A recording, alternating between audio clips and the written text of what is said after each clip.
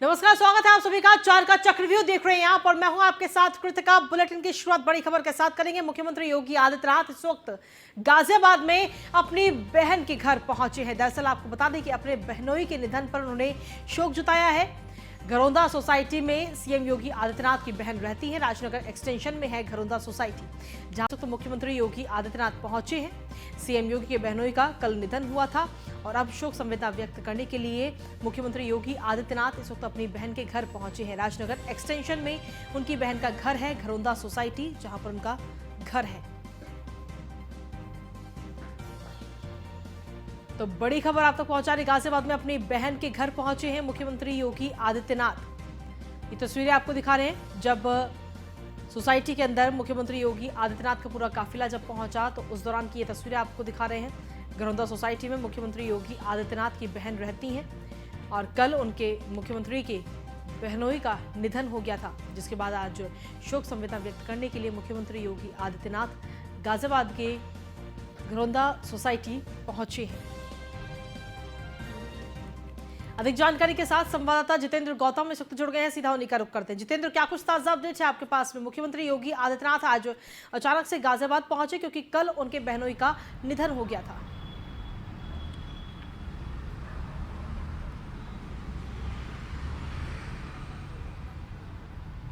जी बिल्कुल, देखिए अभी मैं ठीक उसी सोसाइटी पर मौजूद हूँ जहाँ पर आपसे लगभग 1 घंटे पहले सीएम योगी आदित्यनाथ पहुँचे थे। आपके तस्वीरों में जो दिख रहा है ये एमजी घरौंदा है, जहाँ पर सीएम योगी आदित्यनाथ की बहन रहती थी और उनके बहनोई ख़त्म होने के वजह से वो यहाँ पर पहुँचे थे और यहाँ पर अपनी बहन को सांत्वना उन्होंने दी है, उनको दिलासा दिया है, उनका जो साहस है वो बांधने की कोशिश किया। और अभी कुछ ही मिनटों पहले यहाँ से सीएम योगी आदित्यनाथ वापस हिंडन एयरपोर्ट के लिए निकले हैं, जहाँ से वापस लखनऊ के लिए रवाना हो जाएंगे। जी, आखिर कितनी देर तक मुख्यमंत्री वहां पर मौजूद रहे, जितेंद्र?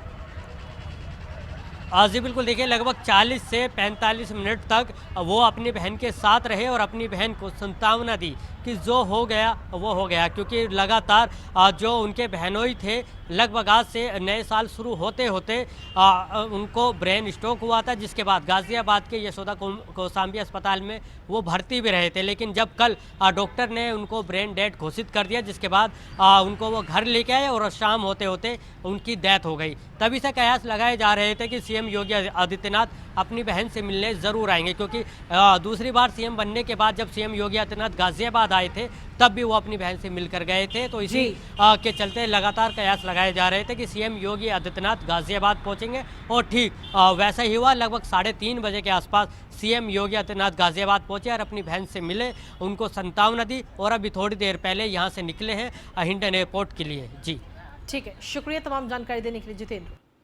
तो आपको बता दें कि आज मुख्यमंत्री योगी आदित्यनाथ अपनी बहन के घर पहुंचे गाजियाबाद में जहां घरौंदा सोसाइटी है। दरअसल कल उनके बहनोई का निधन हो गया था, जिसके बाद में आज मुख्यमंत्री योगी आदित्यनाथ अपनी बहन के घर पहुंचे। इसी के साथ चलिए 4 के चक्रव्यूह में अब अगली खबर का रुख कर लेते हैं कानपुर से, जहां पर ठंड के चलते आज सुबह से लेकर अभी तक करीब 18 मरीजों ने दम तोड़ दिया है। हार्ट अटैक और ब्रेन स्ट्रोक से ये मौतें हुई हैं। कार्डियोलॉजी हॉस्पिटल में 8 मरीजों के इलाज के दौरान मौत हुई है। अस्पताल में 10 लोग मृतक अवस्था में पहुंचे थे। डायरेक्टर विनय कृष्णा ने इसकी पुष्टि की है। ये बड़ी खबर आप तक पहुंचा रहे हैं। बढ़ती ठंड में कहीं ना कहीं ब्रेन स्ट्रोक से भी मौतों का भी पूरा मामला इस वक्त सामने आया है। साथ ही हार्ट अटैक भी कहीं ना कहीं काफी बढ़ गया है और साथ ही आपको बता दें कि इस वक्त भी 700 से ज्यादा मरीजों का इलाज इस वक्त अस्पताल में चल रहा है। हार्ट अटैक के मरीजों का इलाज इस वक्त चल रहा है। ठंड के कारण आज सुबह से लेकर अभी तक करीब 18 मरीजों ने कानपुर में दम तोड़ दिया है। हार्ट अटैक और ब्रेन स्ट्रोक से मरीजों की मौतें हुई हैं। डायरेक्टर विनय कृष्णा ने इसकी पुष्टि की है। अधिक जानकारी के साथ संवाददाता रामजी शर्मा इस वक्त जुड़ गए, सीधा उन्हीं का रुख करते हैं। रामजी, क्या कुछ अपडेट्स हैं आपके पास में? लगातार जिस तरीके से देखा जाए तो ठंड अपना कहर बरपा रही है, लेकिन वहीं दूसरी तरफ लोगों को ब्रेन स्ट्रोक और साथ ही जो हार्ट अटैक है उससे कहीं ना कहीं मौतों का जो आंकड़ा है वो भी बढ़ रहा है। रामजी।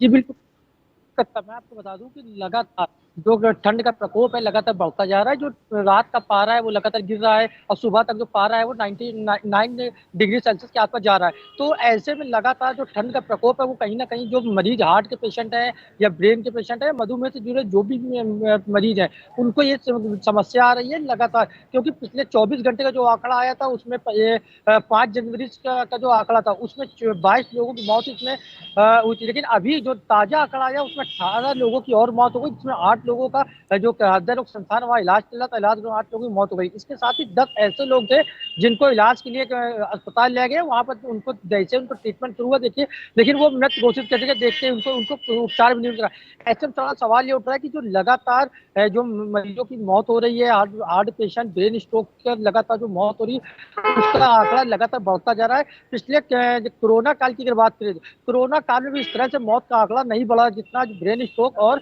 हार्ट पेशेंट की मौत का जो सिलसिला लगातार जारी है। ऐसे में जो कार्डियोलॉजी संस्थान जो डायरेक्टर डॉक्टर विनय कृष्णा, उन्होंने एक वो एक टोल फ्री नंबर चालू किया है जिस पर उन्होंने साफ तौर पे शहर वासियों से अपील करी कि अगर किसी तरह की कोई भी समस्या आती है तो वो तत्काल उन नंबरों पर संपर्क करें, उस नंबर से किस तरह का ट्रीटमेंट देना है उसकी जानकारी रखते हैं। इसके साथ ही डॉक्टर विनय कृष्णा जो डायरेक्टर है उन्होंने साफ तौर पर कहा है कि वो मरीज जिनके गले में ज्यादा दर्द हो रहा है या छींक खांसी ज्यादा आ रही है, तो ऐसे मरीजों को तत्काल से जो दवाई है उस दवाई को खाएं जिससे कि उनको आराम मिल सके, और डॉक्टर से तुरंत कंसल्ट करना चाहिए।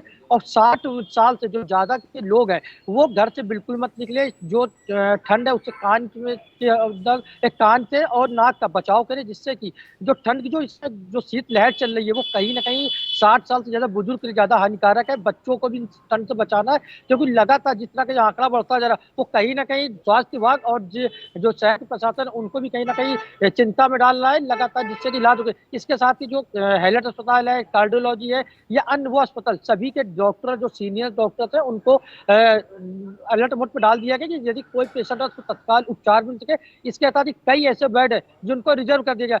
लगातार मौतों का आंकड़ा बढ़ रहा है, इसको देखते हुए जो कानपुर जिलाधिकारी विशाख जी, उन्होंने इस पूरे मामले को संज्ञान लिया और जो कानपुर के जो हृदय संस्थान के डायरेक्टर हो या फिर हेलट के प्रिंसिपल हो या फिर अन्य जो डॉक्टर सीएमओ, उन सब के साथ में बैठक बुलाई है। जो 5 बजे उसकी बैठक होगी, बैठक में और दिशा निर्देश दे देंगे किस तरह से जो मरीज आ रहे हैं उनको कैसे इलाज दिया जाए। इसके साथ ही नगर निगम के जो नगर आयुक्त है उनको बुलाया गया है, जिससे कि जो चौराहों पर वो लोग जो खुले आसमान पर सोने को मजबूर है, लैंड बसेरा में उनको आग की व्यवस्था नहीं हो रही, वहां पर लकड़ियां डालकर और कंबल वितरण करने के लिए दिशा निर्देश जारी किए गए हैं। जी ठीक है, शुक्रिया तमाम जानकारी देने के लिए रामजी शर्मा।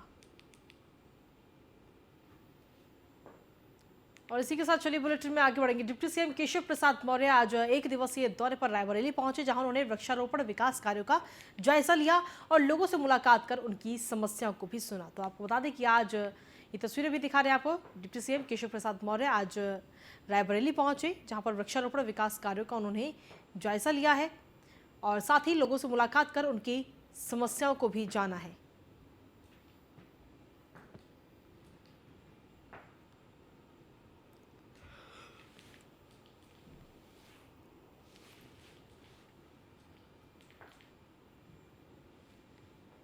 वहीं लखनऊ के लोक निर्माण विभाग मुख्यालय के सभागार में सड़क सुरक्षा और ब्लैक स्पॉट के अल्पकालिक सुधारीकरण प्रशिक्षण कार्यक्रम का एक दिवसीय आयोजन किया गया।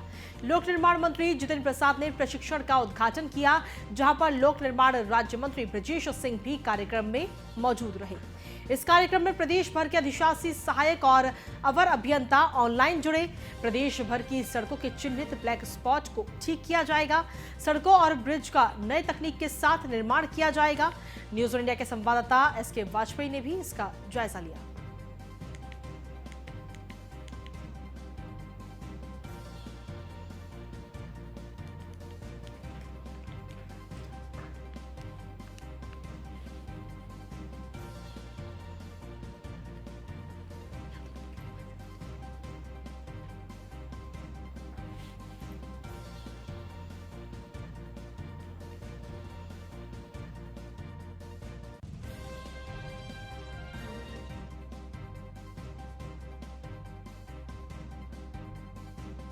याचिका खारिज हो चुकी है। बड़ी खबर इस वक्त आप तक पहुंचा रहे हैं। ललितपुर से पूरा मामला सामने आया, जहां पर पाली रेप कांड के आरोपी ने जेल में फांसी लगाई है। फांसी लगाकर आरोपी ने आत्महत्या की है।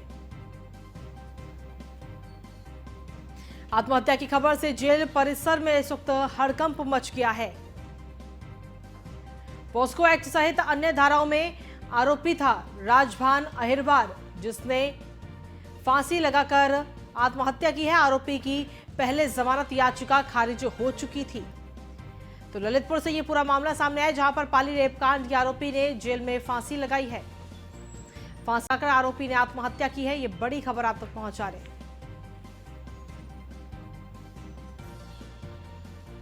अधिक जानकारी के साथ संवाददाता अशोक सेन जुड़ गए। अशोक, क्या कुछ अपडेट्स है आपके पास में? देखिए, हम आपको बता दें, ये पूरा मामला ललितपुर के जिला जेल का है, जहां पर एक कैदी है राजभान अहिरवार नाम का, जो कि पॉस्को एक्ट एवं अन्य धाराओं में जेल में बंद था। परिजनों का आरोप है कि वह मानसिक रूप से काफी परेशान था और इसी परेशानी के चलते उसने आत्महत्या की। जैसा कि परिजनों ने आरोप लगाया है कि जेल में उसको टॉर्चर किया जा रहा था और पैसे की मांग की जा रही थी। ये बड़ा प्रश्न है।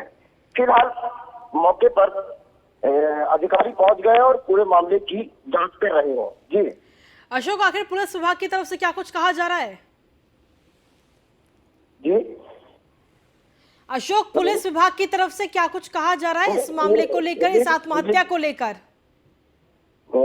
ये आत्महत्या है और पुलिस के आला अधिकारी मौके पर पहुंच चुके हैं और पूरे मामले की गहनता से जांच पुलिस कर रही है। जी ठीक है, शुक्रिया तमाम जानकारी देने के लिए अशोक।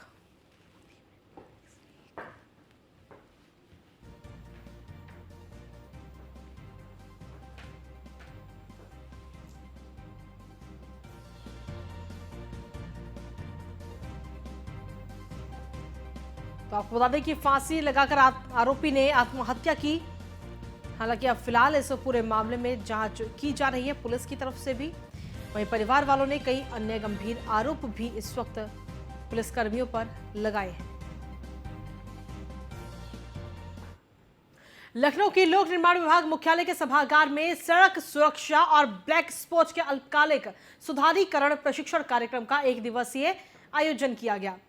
लोक निर्माण मंत्री जितेंद्र प्रसाद ने प्रशिक्षण का उद्घाटन किया, जहां पर लोक निर्माण राज्य मंत्री ब्रजेश सिंह भी कार्यक्रम में मौजूद रहे।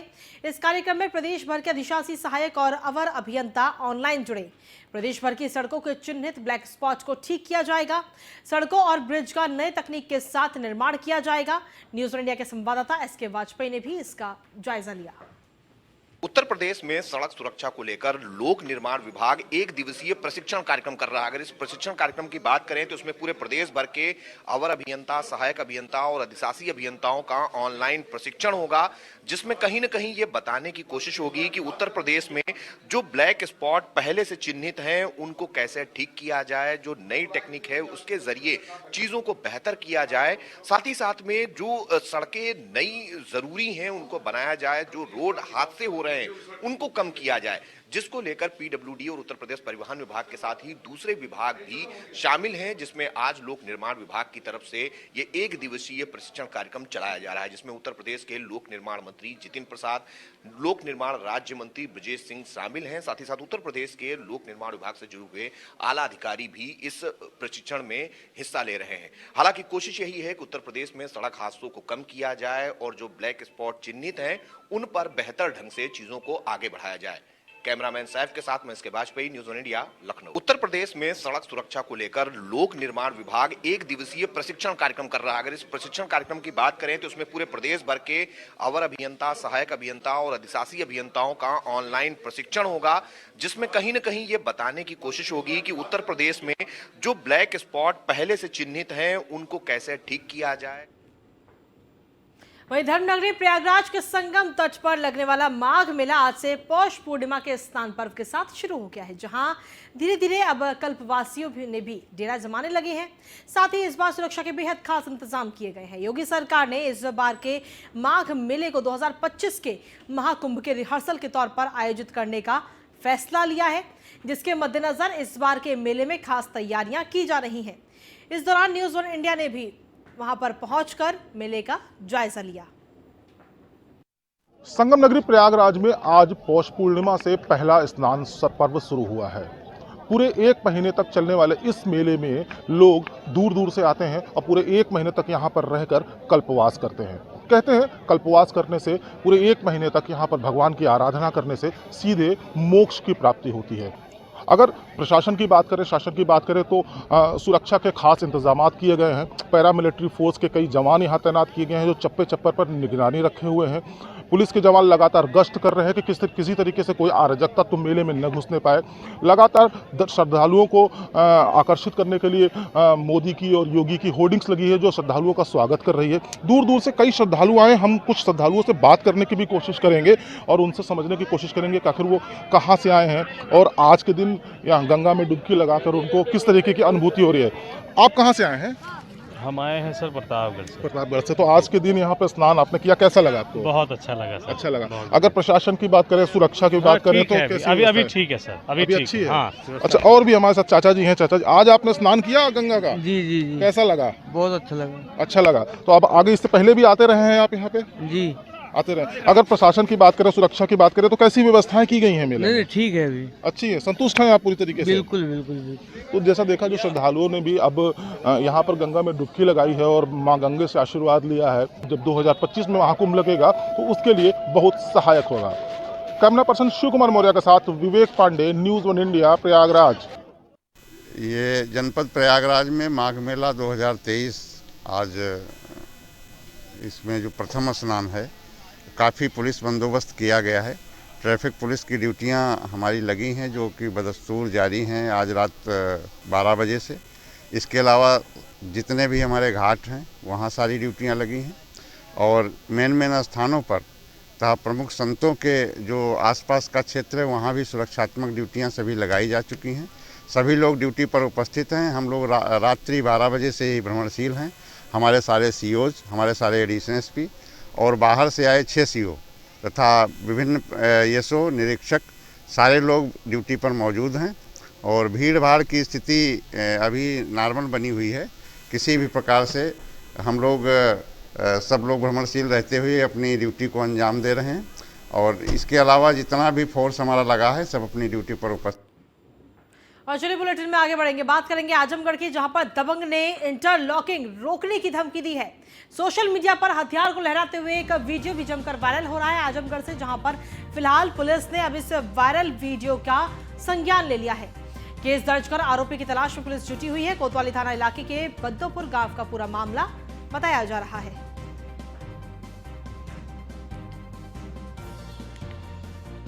तो आजमगढ़ से ये पूरा मामला सामने आया इस वक्त। हालांकि फिलहाल पुलिस इस पूरे मामले को दर्ज कर आरोपी की तलाश में जुटी हुई है। आज सोशल मीडिया पे एक वीडियो वायरल हो रही है जिसमें रमेश सिंह बद्दोपुर में अपने निवास के समीप हो रहे इंटरलॉकिंग के कार्य को एक अवैध असला दिखाकर कार्य में अवरोध उत्पन्न कर रहा था। इसमें अभियोग पंजीकृत करवाया जा रहा है। अभियोग को पंजीकृत करवा के इसमें कठोर विधिक कार्रवाई करवाई जाएगी। तो इंटरलॉकिंग का ये पूरा काम किया जा रहा था, लेकिन इस दौरान एक दबंग वहां पर असलहा लहराते हुए नजर आया और काम को बंद करने की धमकी भी दी गई। दबंग ने इंटरलॉकिंग रोकने की धमकी दी है। ये तस्वीर भी आपको दिखा रहे हैं। हालांकि फिलहाल पुलिस ने अब इस पूरे मामले पर शिकायत दर्ज कर ली है और साथ ही आरोपी की तलाश में पुलिस जुट गई है। तो आजमगढ़ से ये पूरा वीडियो इस वक्त सामने आया और इस वायरल वीडियो का पुलिस ने संज्ञान भी ले लिया है। केस दर्ज कर आरोपी की तलाश में पुलिस जुटी है। अधिक जानकारी के साथ संदीप जुड़ गए हैं। संदीप, क्या कुछ पूरा मामला है?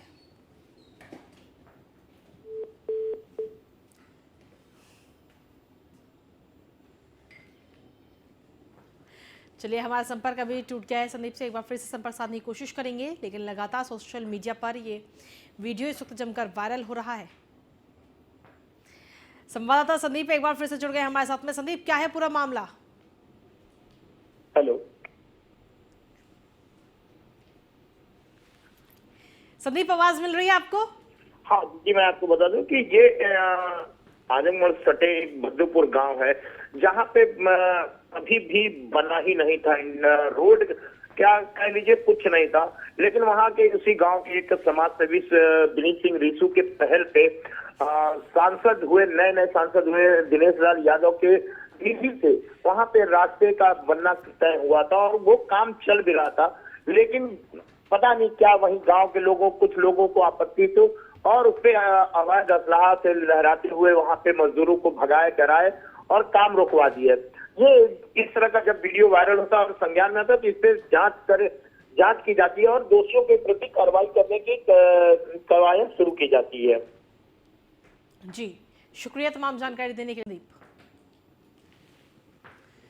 और बुलेटिन में आगे बढ़ेंगे, बात करेंगे बिजनौर की, जहां पर बिजनौर के थाना हल्दौर के वाजिदपुर गांव में नवविवाहिता ने फांसी लगाकर आत्महत्या कर ली। 4 महीने पहले ही प्रेम विवाह किया था। बताया जा रहा है कि घर में हो रहे रोज के कलेश के चलते गुस्से में फांसी लगाई। नवविवाहिता की मौत से परिवार में मातम छा गया। पुलिस ने शव को कब्जे में लेकर पोस्टमार्टम के लिए भेज दिया है।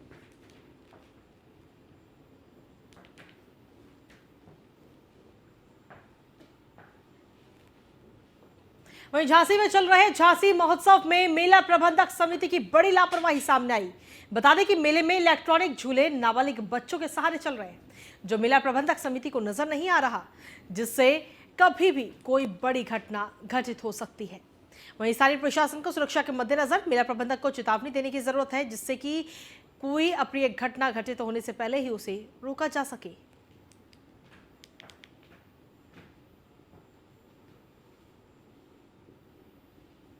और अगली खबर एटा से, जहां पर हवन यज्ञ, गंगा आरती और लेजर शो के साथ एटा महोत्सव का भव्य उद्घाटन हुआ, जिसकी थीम है एटा एक रंग अनेक। ये महोत्सव 5 फरवरी तक चलेगा।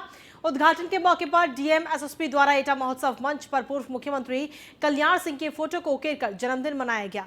जिले में ओडीओपी के तहत घुंघरू घटी उद्योग और फेमस चिकौरी उद्योग को प्रदर्शनी के माध्यम से सरकारी योजनाओं को बढ़ावा भी दिया जाएगा।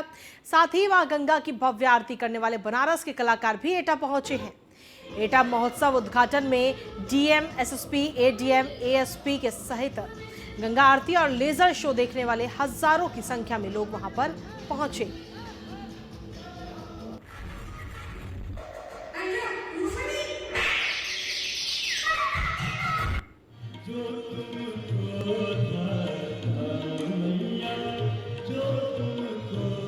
चलते चलते मिलेंगे फिर किसी राह पे। Thank you so much everyone, thank you. सड़क सुरक्षा माह यूपी में शुरू होते ही सड़क दुर्घटनाएं रोकने के उद्देश्य से हर जिले में जन जागरूकता कार्यक्रम शुरू हो चुका है, जिसके चलते हमीरपुर जिला मुख्यालय के कलेक्ट्रेट परिसर में आज जिलाधिकारी की उपस्थिति में सड़क सुरक्षा माह का पहला कार्यक्रम आयोजित किया गया, जिसमें सहायक संभागीय परिवहन अधिकारी, क्षेत्रीय प्रबंधक रोडवेज, जिला स्तरीय अधिकारी और स्कूली बच्चों के माध्यम से सड़क दुर्घटनाओं के प्रति जन जागरूकता कार्यक्रम किया गया।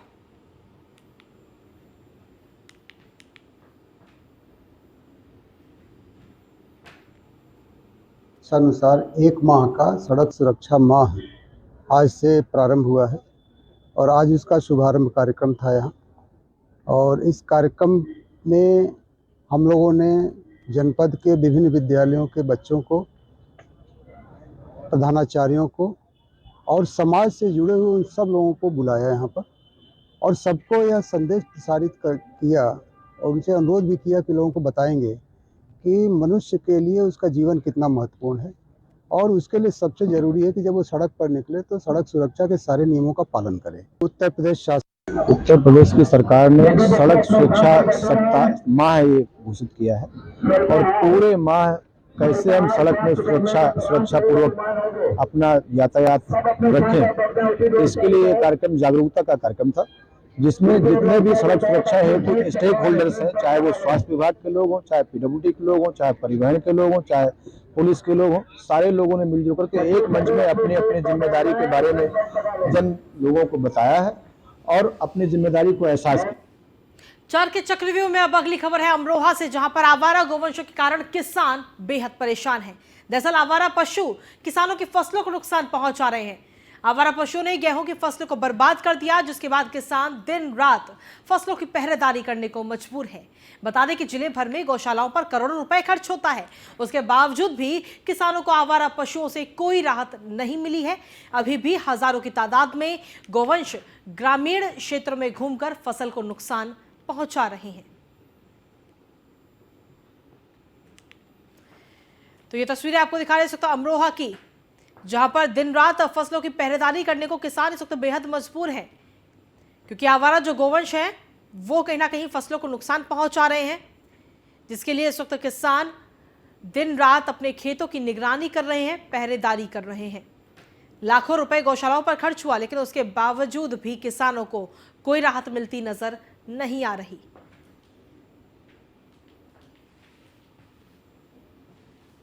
और इसी के साथ फिलहाल 4 के चक्रव्यूह में मेरे साथ इतना ही। बाकी देश दुनिया की तमाम खबरों के लिए बने रहिए न्यूज़ 1 इंडिया के साथ।